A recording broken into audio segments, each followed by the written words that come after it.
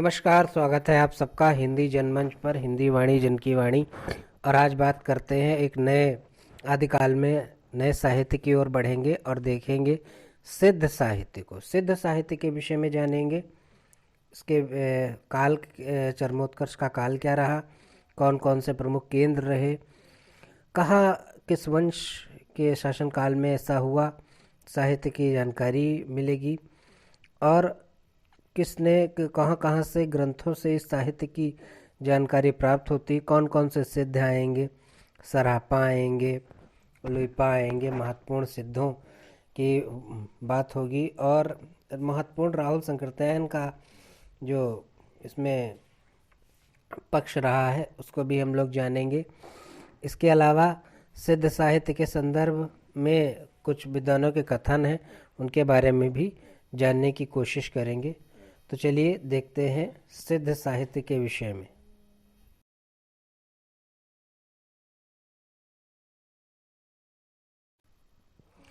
तो चलिए शुरू करते हैं सिद्ध साहित्य को।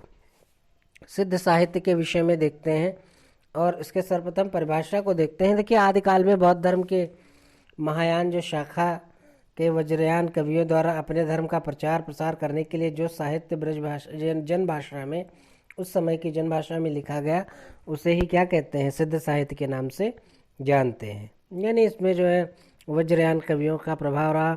सिद्धों के 8वीं से 10वीं शताब्दी के मध्य जो है ये चरमोत्कर्ष का काल रहा, बहुत महत्वपूर्ण है। यानी सिद्धों का समय 8वीं से 10वीं शताब्दी के मध्य माना जाता है।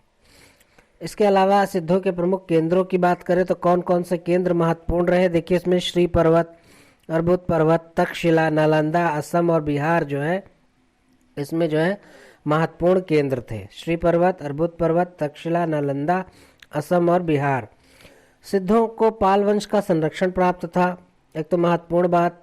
बाद में ये मुस्लिम आक्रमणकारियों से त्रस्त होकर भोट देश, यानी कौन कौन से हैं, नेपाल है, भूटान है, तिब्बत, उनकी तरफ जो है ये अग्रसर हुए। तो ये बहुत महत्वपूर्ण कथन है, ये महत्वपूर्ण लाइन है, इसको ध्यान दीजिएगा। इसके अलावा सिद्धों के बारे में सबसे पहले जो जानकारी मिलती है वो एक ग्रंथ है वर्ण रत्नाकर। वर्ण रत्नाकर के रचनाकार हैं ज्योतिरीश्वर ठाकुर। उनकी रचना वर्ण रत्नाकर से की हमें सबसे पहले सिद्धों के विषय में जानकारी प्राप्त होती है। इसके अलावा सिद्धों की रचनाओं की खोज कर सबसे पहले हरप्रसाद शास्त्री जो है नेपाल से की। उनकी वाणियों का संकलन 1917 ईस्वी में बौद्धगान और दोहा के नाम से बांग्ला भाषा में किया गया। सिद्धों के विषय में जो है विस्तृत और विवेचनात्मक जानकारी राहुल संकृत्यायन के द्वारा भी मिलती है। उनका ग्रंथ है हिंदी काव्य धारा, 1945 ईस्वी में जो लिखा गया, उसमें ये जानकारी मिलती है। क्योंकि राहुल संकृत्यायन जो है सरापा को पहला कवि उन्होंने ही माना है, तो बहुत महत्वपूर्ण रहता है। तो राहुल संकृत्यायन का सिद्ध साहित्य के संदर्भ में महत्वपूर्ण योगदान है। तो राहुल संकृत्यायन ने सिद्ध साहित्य का जो है आरंभ जो है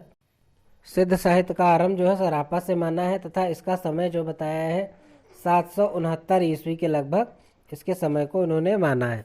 राहुल संकृत्यायन ने सिद्धों की संख्या जो है 84 मानी है, और 84 शाखा में स्त्रियों की संख्या जो है 4 थी।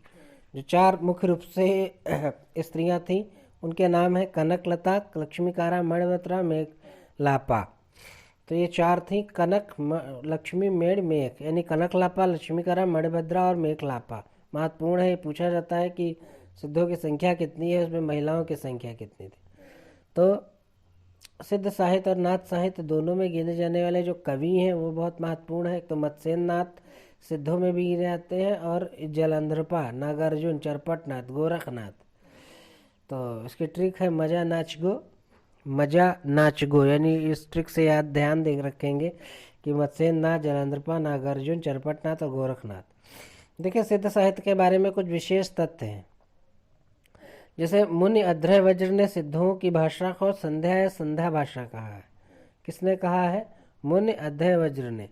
इसके अलावा हरप्रसाद शास्त्री ने इनकी भाषा को आलो आंचारी कहा है। आलो आंचारी सिद्धों की भाषा अभ्रंश का विकसित रूप तथा हिंदी का आरंभिक रूप वाली थी। सिद्धों की भाषा जो है अभ्रंश के विकसित रूप तथा हिंदी के आरंभिक रूप वाली मानी जाती है। सिद्धों ने निराश जनता में उत्साह का संचार किया। महत्वपूर्ण पॉइंट, हरप्रसाद आचार्य हजारी प्रसाद द्विवेदी सिद्ध साहित्य की प्रशंसा करते हुए, यानी सिद्धों की प्रशंसा करते हुए लिखते हैं कि जो जनता तत्कालीन नरेशों की स्वेच्छाचारित पराजय या पालन से त्रस्त होकर निराशावाद के गर्त में गिरी हुई थी, उसके लिए इन सिद्धों की वाणी ने संजीवनी बूटी का कार्य किया। किसने बताया है? ये कथन है हजारी प्रसाद द्विवेदी का कि जो जनता तत्कालीन नरेशों की स्वेच्छाचारित पराजय या पतन से त्रस्त होकर निराशावाद के गर्त में गिरी हुई थी, उसके लिए इन सिद्धों की वाणी ने संजीवनी बूटी का कार्य किया। तो ये महत्वपूर्ण है। इसके अलावा उलटवासियों का आरंभिक रूप सबसे पहले सिद्ध साहित्य में ही प्राप्त होता है। उलटवासियाँ जो है सबसे पहले सिद्ध साहित्य में ही प्राप्त होती हैं। तो ये बहुत महत्वपूर्ण है, इसको ध्यान रखेंगे। इसके अलावा आगे बढ़ते हैं और देखते हैं दूसरे कवि को। दूसरे कवि हैं शबरपा। इनका समय जो है 780 ईस्वी के पास। ये सहरापा के सिद्ध से यानी सराहपा के जो है शिष्य थे। इनका जन्म क्षत्रिय वंश में हुआ था, किंतु शबरों जैसा जीवन व्यतीत किया, भीलों जैसा व्यतीत किया, इसलिए शबरपा के नाम से जाने गए। ये भी राजधर्मपाल के समकालीन थे तथा विक्रमशिला और विश्वविद्यालय के प्रधान आचार्य थे। महत्वपूर्ण बिंदु, यहाँ विक्रमशिला धर्मपाल ने जो है निर्माण करवाया था विक्रमशिला विश्वविद्यालय का। तो उसी समय जो है शबरपा जो है वहाँ के प्रधान आचार्य रहे थे। महत्वपूर्ण पॉइंट। इसके अलावा इनकी रचनाओं में चर्यापदों में आचरण संबंधी पदों का संग्रह है। महामुद्रा वज्रगीत यह साधनात्मक रचना है। अब वज्रयोगिनी साधना, तो ये महत्वपूर्ण पॉइंट है, इसको ध्यान रखेंगे। इसके अलावा कुछ महत्वपूर्ण पॉइंट है, जैसे वह आडंबरों का विरोध करते हुए सहज जीवन पर बल दिया तथा सहज जीवन को ही महासुख की प्राप्ति का एकमात्र साधन बताया। किसने बताया? इन्होंने ही, शबरपा ने। चर्यापद की कुछ प्रमुख पंक्तियां हैं, जैसे छाव छाव महा मोह विषम दुदुंदली महासुखे विलसंत शबरो लुइया गुण महोली। यानी विषम यानी कठिन, दुंदोल यानी सांसारिक द्वंद्व यानी समस्या। तो छाव छाव महामोह विषम दुदोल महासुखे विलंस शबरो लुइपा गुण मोहोल। तो ये जो है पंक्तियां हैं चर्यापद की। महत्वपूर्ण पंक्ति है क्योंकि पूछी गई है, इसी वजह से अंकित है यहाँ पर। देखिए कुल 106 पद मुक्तक रचना दोहा छंदों में जो है ये है। तो कालक्रम की दृष्टि से ध्यान रखेंगे। कालक्रम की दृष्टि से ध्यान रखेंगे। सराहपा, लुइपा, शबरपा और गुरु शिष्य परंपरा में सराहपा है, शबरपा है, लुइपा है। तो ये ध्यान रखेंगे। गुरु शिष्य परंपरा में सबसे पहले सराहपा के शिष्य शबरपा और फिर लुइपा। अब बात करते हैं अगले सिद्ध संत की, जो है लुइपा। लुइपा का समय 773 ईस्वी में राहुल शंकराचार्य ने माना है और रामचंद्र शुक्ल ने भी माना है, और यही सर्वमान्य मत है। लेकिन हजारी प्रसाद द्विवेदी 830 ईस्वी के आसपास इनका समय स्वीकारते हैं। तो ये भी राजा धर्मपाल के समकालीन थे। इनका जन्म एक कायस्थ परिवार में हुआ था। ये शबरपा के शिष्य थे और इनकी एकमात्र रचना लुइपाद गीतिका है। इनकी जो एकमात्र रचना है वो है लुइपाद गीतिका। तो ध्यान रखेंगे 240 पदों का संग्रह खंड काव्य उपदेश प्रधान रचना है। वाणिक की कथा के माध्यम से इन्होंने सहज जीवन के महत्व को समझाया है लुइपाद गीतिका में। इसके अलावा डॉक्टर नगेंद्र ने साधना की दृष्टि से 84 सिद्धों में सबसे ऊंचा स्थान लुइपा को ही माना है। यानी डॉक्टर नगेंद्र का जो ये मत है यही सर्वमान्य मत भी है कि लुइपा जो है सिद्धों में सबसे ऊंचे थे। इसके अलावा कर्णपा ने अपनी रचना चर्या विनिश्चय में लुइपा को सहज धर्म यानी का प्रथम आचार्य इन्होंने माना है। सहज धर्म का प्रथम आचार्य माना। लुइपा की साधना का प्रमाण देखकर उड़ीसा के तत्कालीन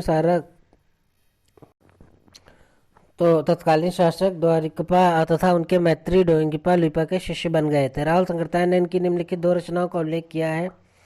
बुद्धोदय अभिसमय विभक्त दोनों ही प्राप्त नहीं है। कुछ पंक्तियां देख लेते हैं, जैसे महत्वपूर्ण पर कावा तरवर पंच बिडाल चंचिया पैठा काल दृढ़ करे महासुत परिणाम लोई मणे गुरपुच्छ अजायब। काया रूपी पेड़ पर 5 विपरीत डालियां लगी हुई हैं और काल इस पर बैठा हुआ है। यानी हे मनुष्य, तू अभी तक चिंतित बना हुआ है। दृढ़ता से इसे पहचान कर महासु के परिणाम को जानकर, नहीं तो सच्चे गुरु के पास जा। यानी बहुत महत्वपूर्ण पंक्ति है। इसका अर्थ भी है जैसे काया तरुवर यानी पेड़। सिद्ध कवियों में सबसे बड़े रहस्यवादी कवि को जो है लुइपा में ही मानते हैं। यानी सबसे बड़े कवि जो हैं उनको सिद्धों में लुइपा का ही स्थान यहाँ पर महत्वपूर्ण माना जाता है। तो ये महत्वपूर्ण कुछ कवि इसमें सिद्ध साहित्य में रहे। अब बाकी जो कवि इसमें कुछ और बचे हैं उनको हम आगे देखेंगे। बाकी वीडियो अच्छा लगा हो तो इसको चैनल को सब्सक्राइब कर दीजिएगा, लाइक कर दीजिएगा और अपने दोस्तों के बीच शेयर कर दीजिएगा। चलिए मिलते हैं अगली वीडियो में, तब तक के लिए